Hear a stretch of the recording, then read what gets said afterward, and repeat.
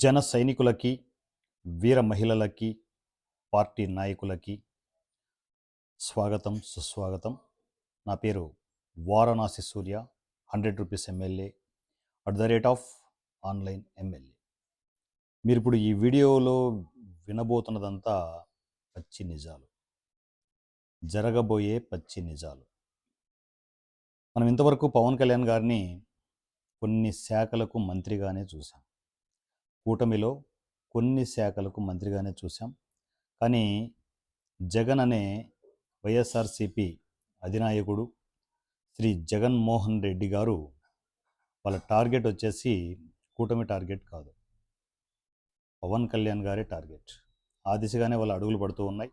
అందువల్లే సోషల్ మీడియాలో విచ్చలవిడిగా కొన్ని మృగాలను పంపి, కొన్ని విషసర్పాలను పంపి, కొన్ని పిచ్చి కుక్కలను పంపి ఇష్టం వచ్చినట్టు పవన్ కళ్యాణ్ గారి మీద పెట్టరేగిపోయే విధంగా అవాకులు చవాకులు పేలుతూ వీడియోలు చేయిస్తూ వాళ్ళ విశృంఖలాన్ని చాటుకుంటూ ఉన్నారు.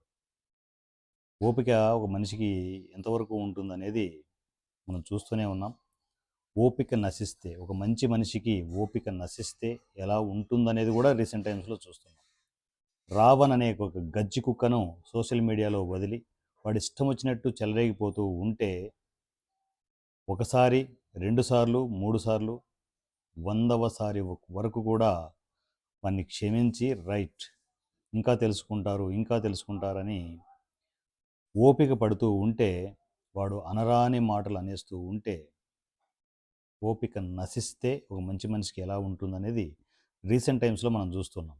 రావణ్ అరెస్టులు, బెయిల్లు, మరలా అరెస్టులు, మరలా బెయిల్లు, చివరికి ఉపా చట్టం కింద వాడిని అరెస్ట్ చేసి బొక్కలో పడేశారు.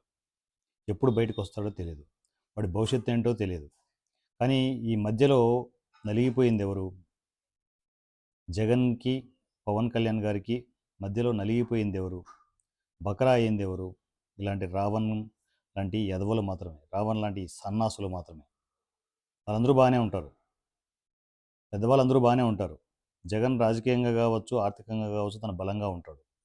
ఓ పక్క పవన్ కళ్యాణ్ గారు ఎలాగూ బాగుంటారు, ఎందుకంటే ఆయన నీతిగా న్యాయంగా ఉంటారు కాబట్టి, ప్రజల పక్షాన ఉంటారు కాబట్టి ఆయన ఎలాగూ బాగానే ఉంటారు.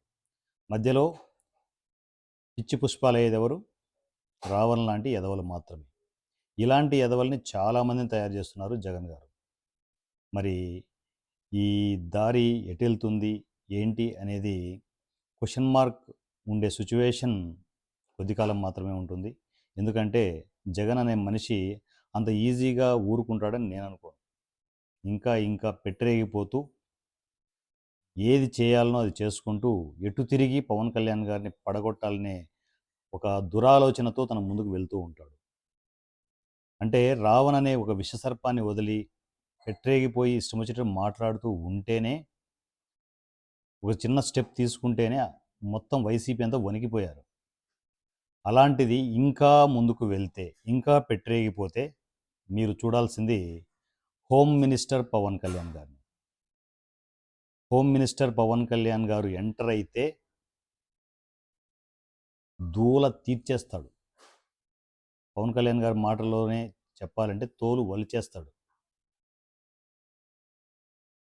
నార తీసి తోలు తీసి వదులుతాడు. So home minister Pavan Kalyan గారిని ఎంటర్ చేసే ఆలోచన చేయకండి. ఇప్పటికైనా మీ పద్ధతులు మార్చుకొని రాజకీయం చేయండి. జనాల్లో ఉండి రాజకీయం చేయండి, ఎవరు కాదనరు.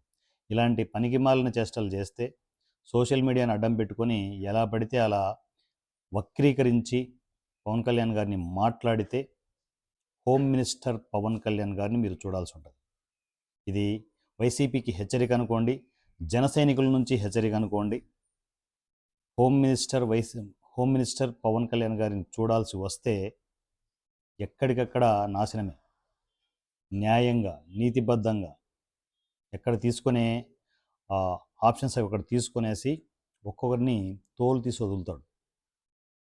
సో సింపుల్గా ఉంటుంది అనుకుంటున్నారేమో, ఇప్పుడు ప్రజెంట్ ఉన్న హోమ్ మినిస్టర్ అనిత గారి లాగా ఉంటుంది అనుకుంటున్నారేమో. వాళ్ళు 1-2 సార్లు ఆలోచిస్తున్నారు, కూటమిలో ఉన్నాం, ఏం చేస్తే ఏమవుతుందో అని చెప్పేసి. పవన్ కళ్యాణ్ గారిది అలా ఉండదు, డైరెక్ట్ అటాకే ఉంటుంది, మిషన్ గన్ అది. సో దయచేసి వైసీపీ క్యాడర్స్ అందరికీ నేను చెప్పేది అంటే క్యాడర్కి మీరు ఒక పని చేసేటప్పుడు ఆచితూచి అడుగులు వేయండి. హోమ్ మినిస్టర్ పవన్ కళ్యాణ్ గారు వస్తే లెక్క వేరే ఉంటుంది. సో హద్దుల్లో తగిన హద్దుల్లో ఉండి మీరు రాజకీయాలు చేయండి. శవ రాజకీయాలు ఎలాగో చేస్తున్నారు, ఆ చేసే పనులు చేయండి, కానీ ఏంటంటే హద్దుల్లో ఉండి చేయండి. హద్దు దాటితే హోమ్ మినిస్టర్ పవన్ కళ్యాణ్ గారు ఎంటర్ అవుతారు. జాగ్రత్త, తస్మాస్ జాగ్రత్త. నా పేరు వారణాసి సూర్య. జై జనసేన, జై పవన్ కళ్యాణ్, జై తెలంగాణ.